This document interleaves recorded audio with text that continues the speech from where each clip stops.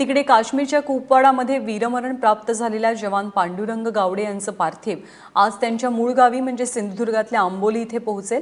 रात्री उशिरा त्यांचं पार्थिव गावात दाखल होणार आहे। कालपासूनच आंबोलीमध्ये शोककळा पसरली आहे। तिकडे श्रीनगरमध्ये गावडे यांच्या सहकाऱ्यांनी आज त्यांच्या पार्थिवाला श्रद्धांजली वाहिली। परवा कुपवाड्यात एका घरात 5 दहशतवादी लपून बसले होते। त्या 5ही दहशतवाद्यांचा गावडे आणि त्यांच्या सहकाऱ्यांनी खात्मा केला। मात्र त्या दरम्यान पांडुरंग गावडे जबर जखमी झाले होते। काल उपचारादरम्यान त्यांचा मृत्यू झाल्याची बातमी आली आणि संपूर्ण आंबोलीचं वातावरण शोकमग्न झालं। गेल्या 15 वर्षांपासून पांडुरंग गावडे देशाची सुरक्षा करत होते, सेवा करत होते।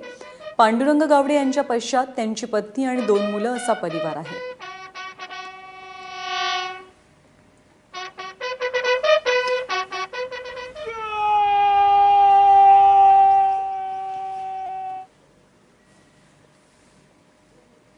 आणि जम्मू काश्मीरच्या कुपवाड्यात दहशतवाद्यांशी 2 हात करताना पांडुरंग गावडे यांना वीरमरण आलं।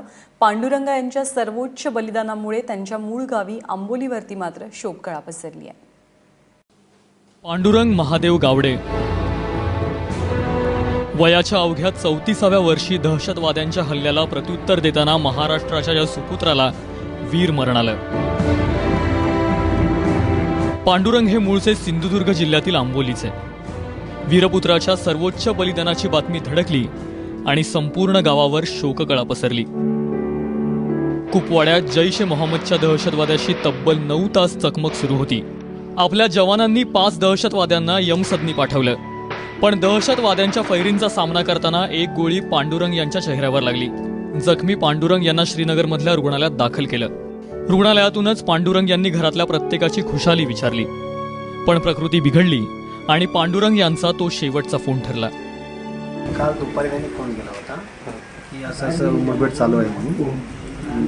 तेवढंच सगळ्यांबरोबर बोलला आणि दुपारनंतर काय फोन केला नाही परत संध्याकाळी। तेव्हा रात्री आम्हाला फोन आला त्यांच्या सुलतान मेजरवर होता की असं त्याला झालं आहे आणि ICU मध्ये आहे।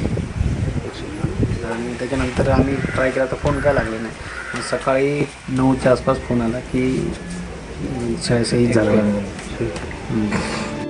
पांडुरंग यांचा एक मुलगा अवघ्या 4 महिन्याचा असून दुसरा 5 वर्षाचा आहे, तर दोन्ही भाऊ देखील सैन्य दलात कार्यरत आहेत। मी सैन्यात असल्यामुळे माझा लहान भाऊ पण सैन्यात आहे, पण त्याला पण इच्छा झाली की मी पण सैन्यात जावं। त्याच्यामुळे तो पण आपल्या स्वेच्छेने सैन्यात गेला। आम्ही त्याच्यामुळे फोर्स वगैरे केला नव्हता। आम्ही दोघे फौजीत असल्यामुळे त्याला पण फौजमध्ये जायची इच्छा होती म्हणून तो स्वतःहून इन्व्हॉल्व झाला। हिमालयाच्या रक्षणासाठी सह्याद्री नेहमीच धावून जातो।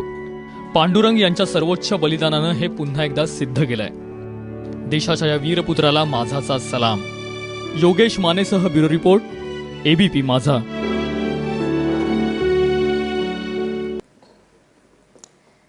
तर पांडुरंग गावडे यांचं पार्थिव आज रात्री उशिरा त्यांच्या मूळ गावी पोहोचेल आणि उद्या आंबोलीमध्ये त्यांच्यावरती अंत्यसंस्कार केले।